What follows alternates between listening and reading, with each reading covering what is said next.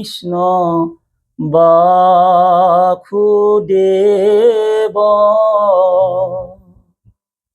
দৈৱকী নন্দন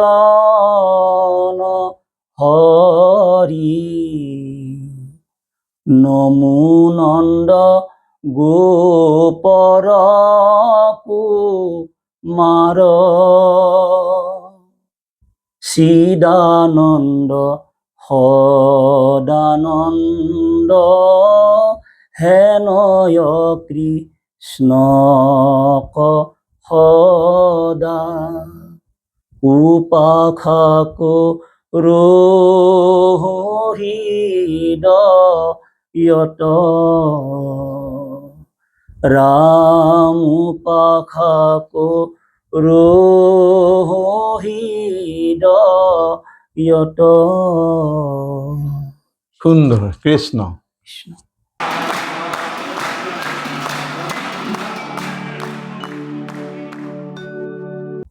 নমস্কাৰ গ্ৰহণ কৰিব শ্ৰোতা দৰ্শক, আপোনালোক সকলোকে মই স্বাগতম জনাইছোঁ আমাৰ অনুষ্ঠান অমৃত সন্ধানলৈ। আজি আমাৰ অমৃত সন্ধানত উপস্থিত আছে বৰপেটাৰ এগৰাকী বিশিষ্ট সত্ৰীয়া শিল্পী, যি সত্ৰৰ লগত সদায় জড়িত আৰু সত্ৰীয়া কৃষ্টি সংস্কৃতিৰ সাধনা কৰি আহিছে।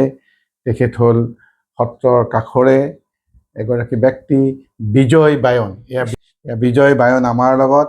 আমি আজি তেওঁৰ সৈতে কথা পাতিম, তেওঁৰ সেৱা কাৰ্যৰ বিষয়ে কথা পাতিম, তেওঁ কেনেকৈ চলে, কেনেকৈ গীত মাত ল'ৰা ছোৱালীৰ মাজত প্ৰচাৰ কৰিছে, সেই সকলো বিষয়ৰ আমি আলোচনা কৰিম।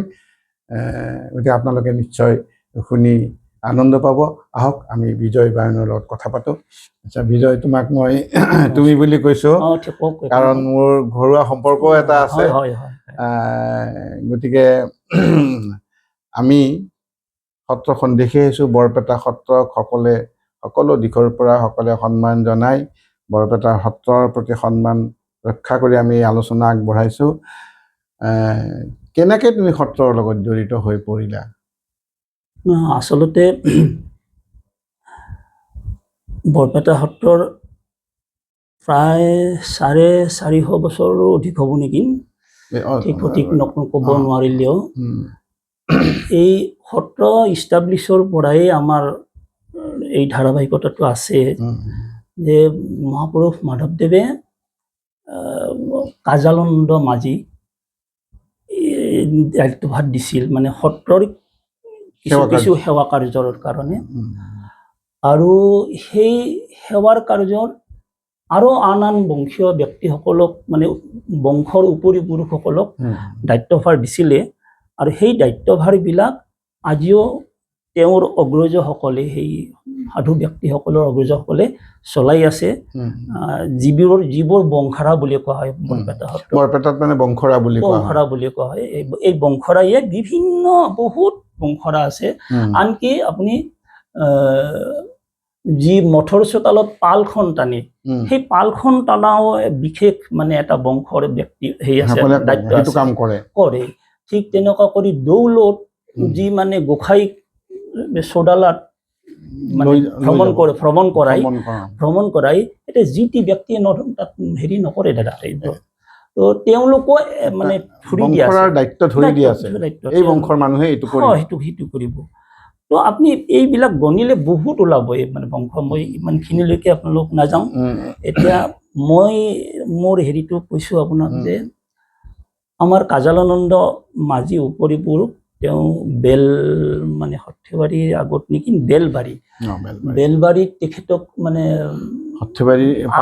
গুৰুজনৰ শংকৰদেৱৰ লগতে আহিছিল আমাৰ উপৰি পুৰুষ। আহি বেলবাৰীত মানে তেওঁৰ কিবা ঘৰুৱা হেৰিৰ কাৰণে বেলবাৰীত ৰ'ব লগা হ'ল। কিবা মাৰি মৰক নে কি হ'ল, কিছু ভকত তাৰে পৰা গুচি আহিল। আহি পিছত বৰপেটা সত্ৰ আহি পালে।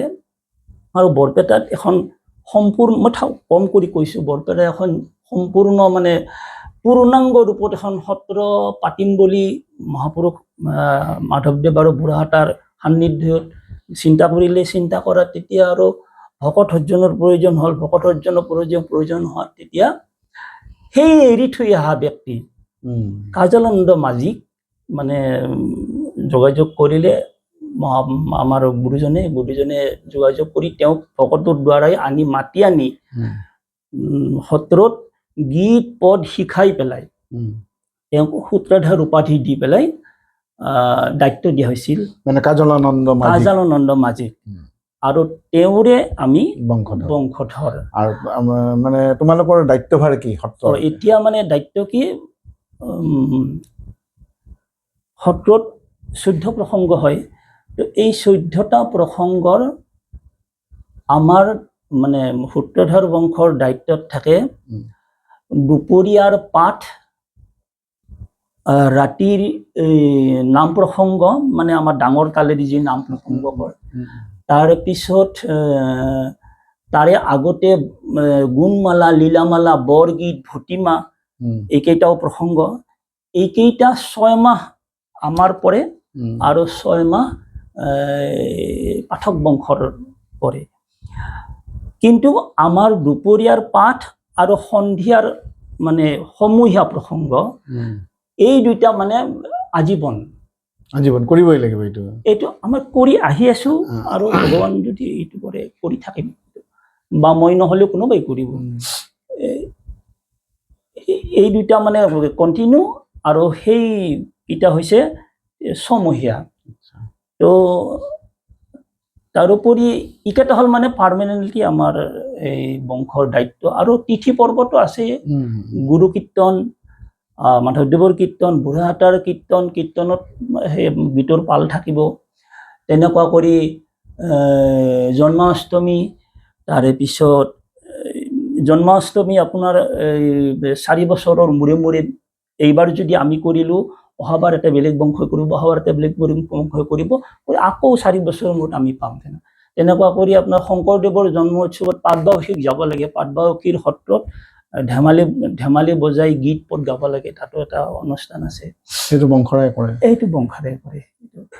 তো এনেকুৱা কৰি বহুত মানে এতিয়া কিবা কাৰণত যদি সেৱাৰ বস্তু ওলাই মানে গুৰুজনৰ সেৱাৰ বস্তু যদি মানে সত্ৰে ৰাইজৰ প্ৰদৰ্শনৰ কাৰণে ওলাই, তেতিয়া বংশাৰৰ দায়িত্ব থাকিব। তেতিয়া বংশাৰাই গীত পদ গাই ওলাই আনিব লাগিব, বিনা গীত পদে তেওঁ মানে উলিয়াই আনা নাযায়। তেনেকুৱা গীত পদ মানে মানুহে সচৰাচৰ শুনা নাপায়, এটা কিবা মানে গীত তেনে সেই কাৰ্যটো কৰাৰ কাৰণে গীত স্পেচিয়েল নাই, গুৰুজন কিত গীতে গায় বা ঘোষা গায়, এনে ধৰণৰ গায় আৰু তো এটা লাগে মই সৰু কৰি আনন্দদায়ক মই আপোনাক শুনাম। এইটো হৈছে আলো ভাই চলো আইছো যাও বৃন্দাবনে। ভাল লাগিব। হৰি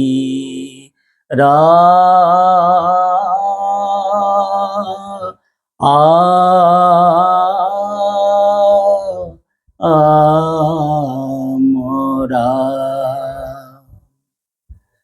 আলো ভাই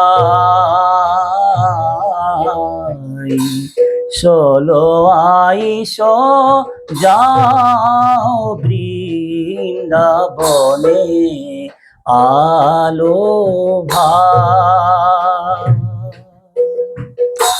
ভাই রে ভাই দেখো গোয়া আনন্দ নয়নে, আলো ভাই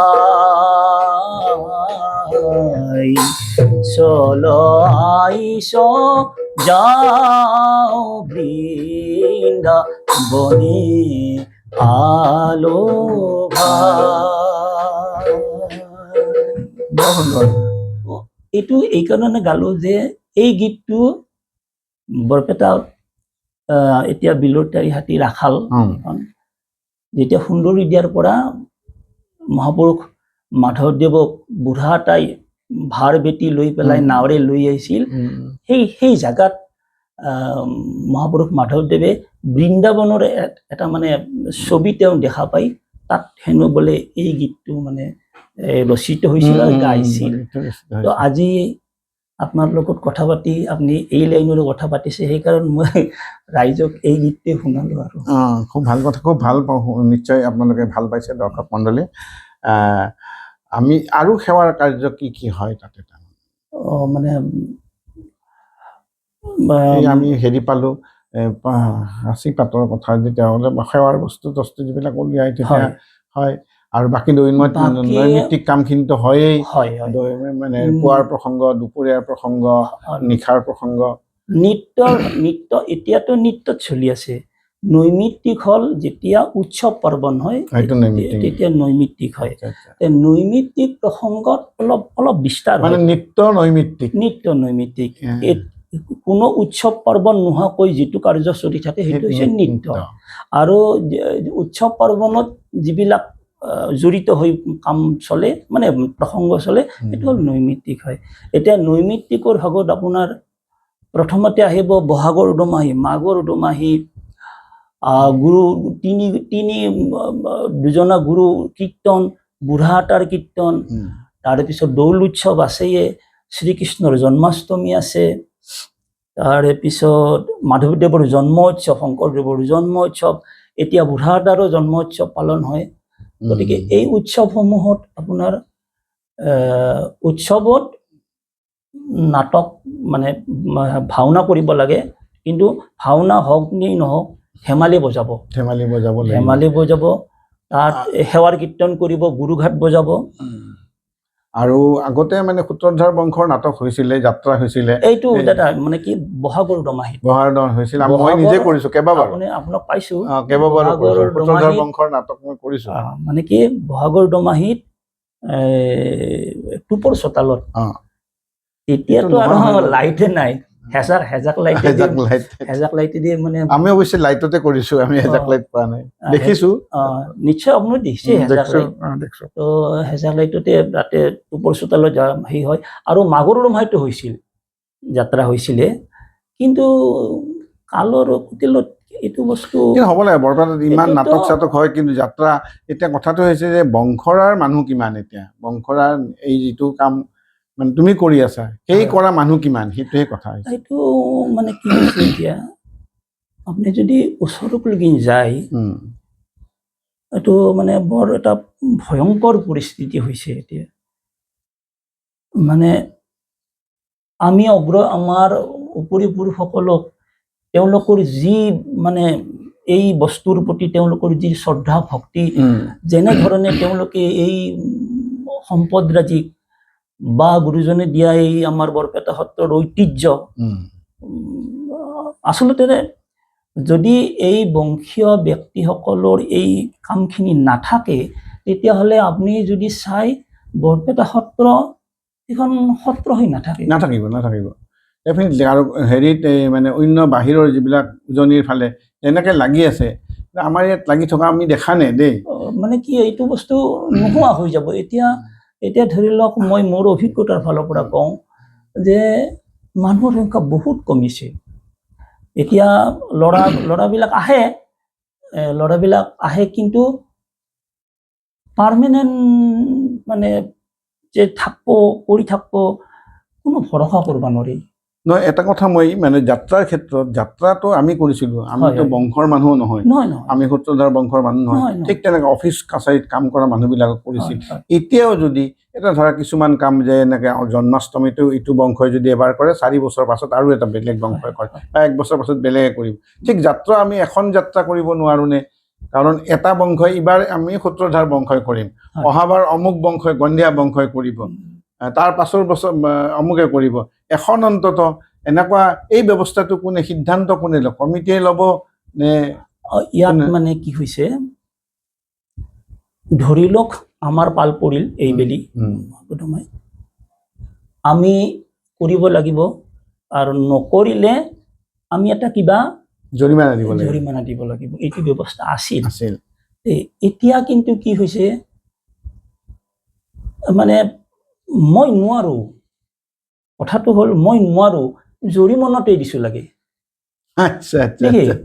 কাৰণ কি মোৰ উপায় নাই মানুহ নাই খাটা মানুহ নাই আৰু যিখিনি আচবাব লাগে মেইন কথা আচবাব যিখিনি লাগে সেই আচবাবখিনি এবছৰত মই কিনিও ল'ব নোৱাৰো আৰু সেই আচবাবখিনি ভাড়াতীয়া হিচাপত আনিলেও বহুত টকাৰ প্ৰয়োজন এইখিনি আৰু বংশীয়বিলাকৰ কোনো ইনকাম সোৰ্চ নাই তেওঁলোকে এই যিটো ধনৰ মানে টকা পইচাৰ যিটো হেডেক এই হেডেকটো এতিয়া কোনোমতে সলভ কৰিব নোৱাৰে তেওঁলোকে কৰিছিল আমি দেখিছো নিজৰ মানে গাঠিৰ ধনেৰে কৰিছিল এই আপোনালোকে যদি অলপ ছানবিন কৰি চাই তেনেকুৱা ব্যক্তি আজিও ওলাব তেওঁলোকে নিজৰ ইণ্টাৰেষ্ট আছিল সেই বস্তু ইণ্টাৰেষ্টৰ কাৰণে তেওঁলোকে কৰিছিল যেনেকুৱা কৰি আপোনালোককো মাতে নিছিল সুন্দৰী দিয়াৰ মানুহ ইনভলভ হৈছিল বহুত আছে তেতিয়া তো এই যে যাত্ৰাৰ ক্ষেত্ৰত এনেকুৱা এটা সমস্যা আৰু মুঠতে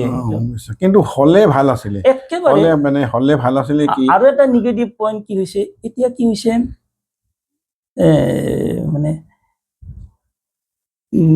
বাহিৰত কি চৰ্চা হয় এইটো বঙলোৱা সংস্কৃতি এই এটা মানে সোমাই দিছে এইটো আমাৰ বঙলোৱা সংস্কৃতি অসমীয়া নাটক অম্বিকাগিৰি ৰায়চৌধুৰীয়ে লিখিছেতো জয়দ্ৰত লিখিছে মানে কি পাছত লিখিছে বহুত আছে লক্ষ্যধৰ চৌধুৰী একদম আমি কৈছো লক্ষ্যধৰ চৌধুৰী আমাৰতো আমাৰ বংশৰ জয়দ্ৰত ব্ৰতখন মানে মানুহে চৰ্চা কৰে ছুপাৰ হিট সূত্ৰধৰ বংশৰ জয়দ্ৰত ব্ৰত বিৰাট আৰু গতিকে সেই বস্তুটোত কি হৈছে আপোনাৰ সেইও এটা মানে সাইকোলজিকেলি এইটো বঙালীৰ প্ৰভাৱিত নহয় আৰু এই বস্তুটো আমাৰ মানে বৰপেটাক বাহিৰে বেলেগে সেইটো প্ৰেছাৰাইজ কৰে যে এইটো বঙলোৱা সংস্কৃতি এইটোৱে প্ৰেছাৰ অলপমান আছে এটা ধৰা কিন্তু সেইটো নাই এই ধেমালি যে বজাই তাৰ এটা ধুৰা বুলি বস্তু আছিলে সেইটো নহয় এতিয়া চাওক আমাৰ কিয় মানে হীনমন্যতাত ভুগিছে মই নাজানো ধুৰা ভাওনা বুলি উজানি অসমত আছে আমাৰ যিটো যাত্ৰা বুলি কওঁ একে বস্তু এইটো আছে আমাৰ ইয়াত নোহোৱা হৈ গৈছে আমাৰ কৰ্তৃপক্ষই মই অনুৰোধ কৰিছো আচলতে যাতে ইয়াক মানে আৰু পুনৰ জীৱিত কৰে বা সংঘক মানে দায়িত্ব দিয়ে বা ল'ৰা ছোৱালীবিলাকক মাতি আনি বেলেগ বেলেগ বংশৰ গোটেইখিনি বংশৰ নহ'লেও কথা নাই আমি যেনেকৈ আগতে কৰিছিলোঁ তেনেকুৱা ব্যৱস্থা এটা কৰিবলৈ আৰু এইটো আপোনাৰ মানে যিটো আপুনি বক্তব্য ৰাখিছে এইটো অত্যন্ত প্ৰশংসনীয় বক্তব্য আৰু এই বক্তব্যটোৰ আমি এবাৰ সূত্ৰধৰ বংশই আমাৰ যেতিয়া পাল পৰে তেতিয়া টুকুৰ চোতালত ৰাম বিজয় ভাওনাখন আমি গোটেইখিনিতো গোটেইখিনি আমি কাভাৰ কৰিব নোৱাৰো কিন্তু ৰংঘৰৰ সহযোগত ৰাম বিজয় ভাওনাখন আমি এবাৰ কৰিছো আৰু এখন ৰামঘৰে আৰু এখন কৰিছে লিখন কি কৃষ্ণৰ কিবা সৰহজ্জা হয় এখনো কৰিছিল ভাল আছিল তেনেকে কৰিলেও হয় তেনেকৈ অলপ আৰু এতিয়া মানে কি অলপ এক্সট্ৰা যি আমাৰ সাংস্কৃতিক দলেই বুলি কওঁ নাইবা অনুষ্ঠান প্ৰতিষ্ঠান বা নাট্য গোষ্ঠীয়ে হওক তেওঁলোকৰো অলপ হয়তো আমি তেওঁলোকৰ সহায় বিচাৰিব লাগিব নাইবা তেওঁলোকেও যদি আহি এটা বৰপেটাৰ স্বাৰ্থত এটা মিতিৰালি ভাৱত মোৰ বোধেদি এনেধৰণৰ আপুনি যিটো বক্তব্য কৰিলে ভাল হ'ব হয় ধুৰাগীত মনত আছে না মানে ধুৰাগীতটো এনেকুৱা নাটকখনৰ ওপৰত হয়তো নাটকখনৰ কোনোবা নাটকৰ আছে নেকি বা মনত কি হয় এই গানটো এই যিটো বাজনাখন বাজে তাৰ মানে সেইটোত আহি যায় পট কৰি অমুকৰ নাম নাট শুনা সাৱধান শুনা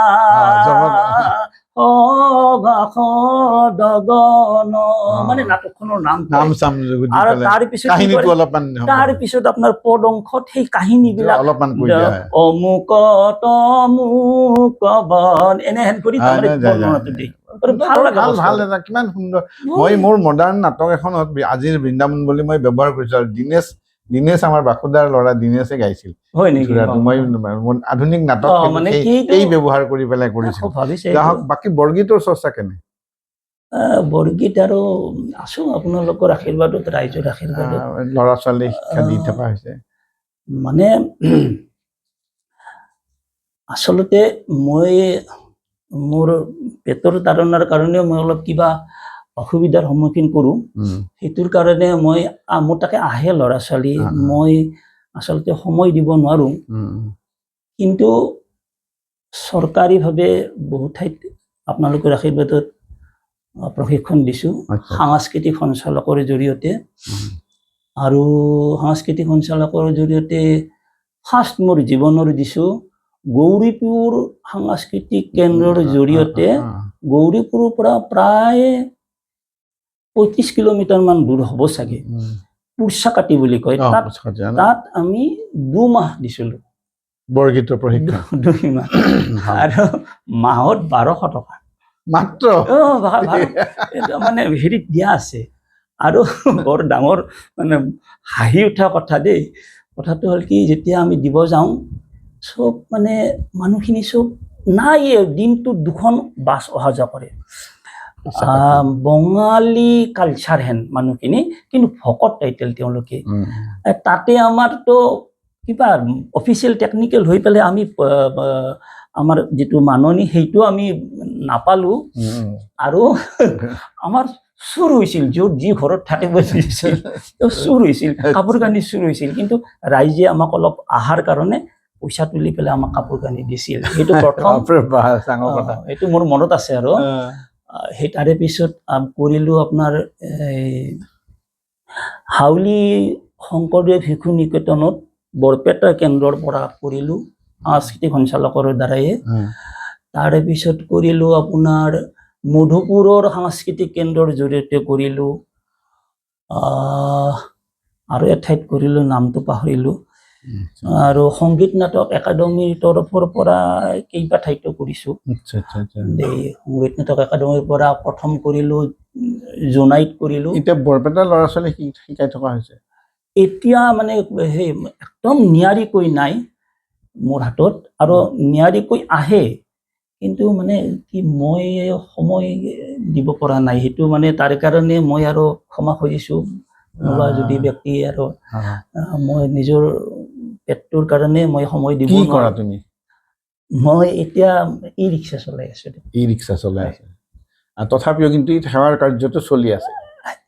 এইটো হ'ল মোৰ নিচা হয়, নিচা আৰু পেচা বুলি মানে নিজৰ জীৱনৰ কাৰণে ই ৰিক্সাখন চলোৱা হৈছে, আৰু নিজৰ যিটো মনৰ আনন্দ সেইটোৰ কাৰণে সেইটো হ'ল সেৱাৰ কাম, সত্ৰৰ লগত জড়িত হৈ কৰি থকা, যিহেতু বৰ পুণ্যৰ কাম এটা।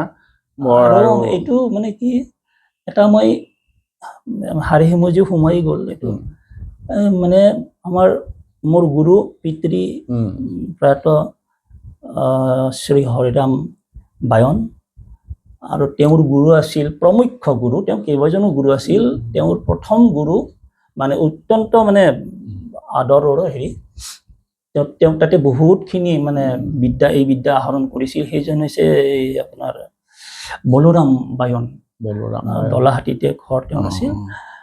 আমি পাইছোঁ তেখেতক, মোৰ দেউতাক পাইছোঁ আমি, সূতাৰ দোকানত বহি বহি কিমান ডাঙৰ ডাঙৰ মানুহে তাতে বৰগীত শিকি থাকে। আমি প্ৰথমত ভাবিছোঁ কি গীত শিকে, আমি বহিছোঁ তাতে, আমি মস্ত মানে খুব ইণ্টাৰেষ্টেড মানুহ ল'ৰা আছিলোঁ আমি, মানে কোনে কি কৰে চব, আমি মানে কেনেধৰণৰ কামবিলাক কৰিছিলোঁ, কি কৰে কি শিকে এইবিলাক চব চাই ফুৰিছিলোঁ আমি তেওঁক পাইছোঁ, আমি তেওঁক পাইছোঁ। আৰু ডাঙৰ ডাঙৰ মানুহে শিকিছিল তেওঁ তাৰ মানে কি, বলোৰাম কথাখিনি মানে এই কাৰণ ক'ব খুজিছোঁ যে বলোৰাম বায়নে শেষ মানে তেওঁৰ হৈ গ'ল, মানে বলোৰাম বায়নেৰ যিখিনি নিজৰ জ্ঞান গুৰু আছিলে, হৰিৰাম বায়নত তাতে সমস্তখিনি দিয়া হৈ গ'ল। হৈ যোৱাৰ পিছত তেওঁ মানে আমাৰ গুৰুক, মানে মোৰ পিতৃক মূৰত মানে হাত দি পেলাই কৈছিল, আমাৰ পিতৃ বকৰা আছিল, বৰপেটাৰ গোটেই জানে, হৰি বকৰা বুলি কৈছিল। তেওঁক কৈছিল যে বকৰা তই পাৰিবি, মানে মূৰত হাত ৰাখি কৈছিল। আৰু মই বহু বছৰ ঘৰতে মানে পিতৃৰ পৰা শিক্ষা লৈছোঁ এই সম্পদৰাজিৰ। তেওঁ এদিন এই মই কোৱা কথাখিনি সেনেকৈ কৈ পেলাই মোকো এনেকৈ মূৰত হাত দি পেলাই কৈছিল যে তুমি এই বস্তুটো নিদিবা, একদিন তোমাক এইটো বস্তুই একমুঠা ভাত দিব, মানে ভাত মানে কি, তুমি লঘনে থাকিব নালাগে, ৰাজকীয়ভাৱে নহ'ব পাৰে, কিন্তু ভাত দিব। এতিয়া সেইটোৱে মোক এটা ক'ব নোৱাৰা কৰি মানে বান্ধি ৰাখি বুলি ক'লে আনন্দ দিছে এটা আনন্দ দিছে আৰু মোক তাতে বান্ধি ৰাখছে বাকী চৰকাৰীভাৱে কিবা স্বীকৃতি কিবা এনে শিল্পী পেঞ্চন বা কিবা এনে ধৰণৰ কিবা মানে কি হ'ল এই কৰোণা কালৰ সময়ত নেকি শিল্পীসকলক মানে 50,000 টকা কৰি দিছিল সেইটো ময়ো মোৰ ভাগ্য হৈছে সেইটো মই পাইছোঁ আৰু পাছত একো পাওঁ নাই পাছত একো মানে পোৱা নাই মানে কি এপ্লাই কৰা হৈছে নাই এপ্লাই কৰিবও নোৱাৰো মানে 60 বছৰ নহ'লে সেইটো এগ্ৰী নকৰে এইবেলি মোৰ 60 বছৰ হ'ল যেনিবা অহা বছৰ হয়তো আপোনালোকৰ আশীৰ্বাদত কৰিম পাওঁ নাপাওঁ সেইটো পিছৰ কথা আৰু মই সত্ৰৰ পৰা সেই ল'ব লাগিব তুমি অলপ চাৰ্টিফিকেট ল'ব লাগিব সেইটো আমাৰ দিছিলে সেই সময়ত লৈছোঁ আমাৰ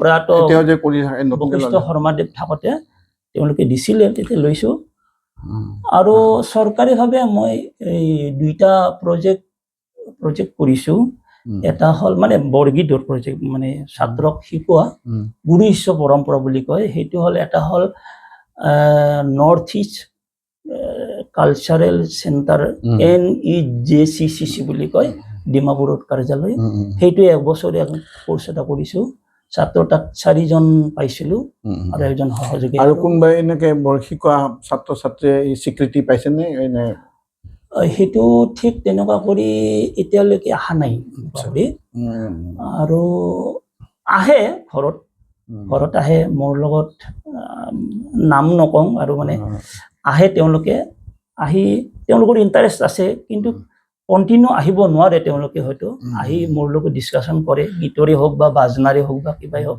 আৰু এতিয়াও আহি আছে সুন্দৰ আজি কথা পাতি খুবেই ভাল লাগিল শেষত আমি তথাপি এটা ভাল সুন্দৰ এটা গীত মানে কেনেকুৱা বৰগীত শুনিম নে কিবা সেৱাৰ গীত বা বেলেগ কিবা কোনটো ইণ্টাৰেষ্টিং হ'ব আমাৰ কাৰণে আমি এটা শেষত মানে হেৰি কৰিব খুজিছোঁ মই আখৰে ৰাগৰে অলপমান মানে শুনাই দিম জয় জয় যাদৱ এইটো গীত সত্ৰৰ সেৱাৰ কীৰ্তনত এইটো প্ৰাধান্য পায় ৰাম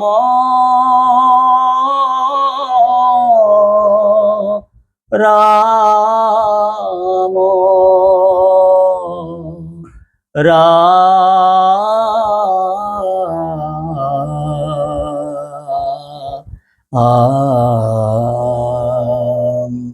হৰি ৰাম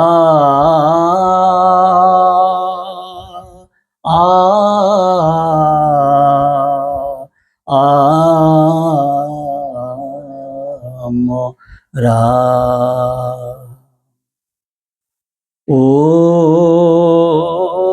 জয় জয় যাদৱ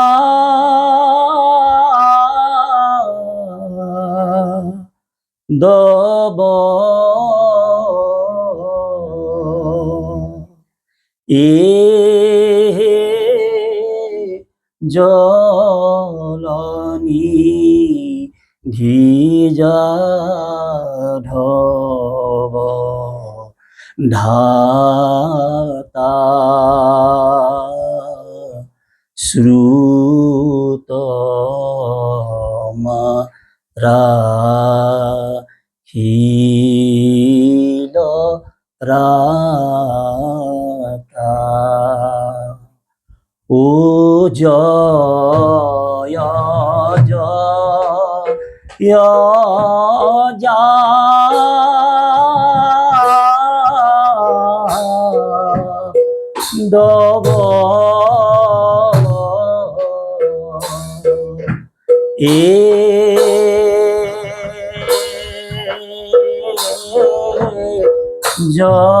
জলনী যাদৱ ধাতা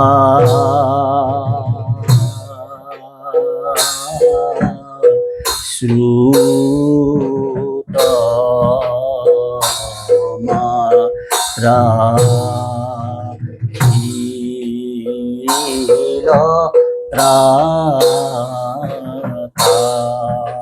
সুন্দৰ, বৰ সুন্দৰ, ভাল লাগিল খুব। তুমি আহিলা মোৰ কথা মতে আৰু খুব ভালেই লাগিল কথা বতৰা পাতি। নিশ্চয় দৰ্শক উপকৃত হ'ব আমাৰ বৰপেটা সত্ৰৰ কিছু নিয়ম নীতিৰ কথা বা বংশৰসকলৰ সেৱা কৰ্মৰ বিষয়ে অলপ জানিব। আজিলৈ আমি সামৰিব লৈছোঁ। তোমাক পুনৰ তোমাৰ উন্নতি কামনা কৰিছোঁ। তোমাৰ সুস্বাস্থ্য থাকক, সুস্বাস্থ্যৰে থাকা আৰু সত্ৰৰ এই সেৱা কৰ্ম যাতে অব্যাহত ৰাখিব পাৰে তাৰ কাৰণে মই কামনা কৰিছোঁ। আৰু শ্ৰোতা দৰ্শকসকল আমি এতিয়া মই আটাইকে ধন্যবাদ জ্ঞাপন কৰিছোঁ। আৰু আপুনি এইখিনি মোৰ কথা বতৰা ৰাইজৰ আগত দাঙি ধৰাৰ কাৰণে আপোনাক মই ধন্যবাদ জ্ঞাপন কৰিছোঁ আৰু মোৰ হিয়া ভৰা শ্ৰদ্ধা নিবেদন কৰিছোঁ ৰাইজলৈকে। নমস্কাৰ। নমস্কাৰ, সামৰিব লৈছোঁ আমাৰ অনুষ্ঠান। চাই থাকিব আপোনালোকে আমাৰ অনুষ্ঠান অমৃত সন্ধান আৰু ফ'ল' আৰু ছাবস্ক্ৰাইব কৰিবলৈ নাপাহৰিব। টক এণ্ড লাভ।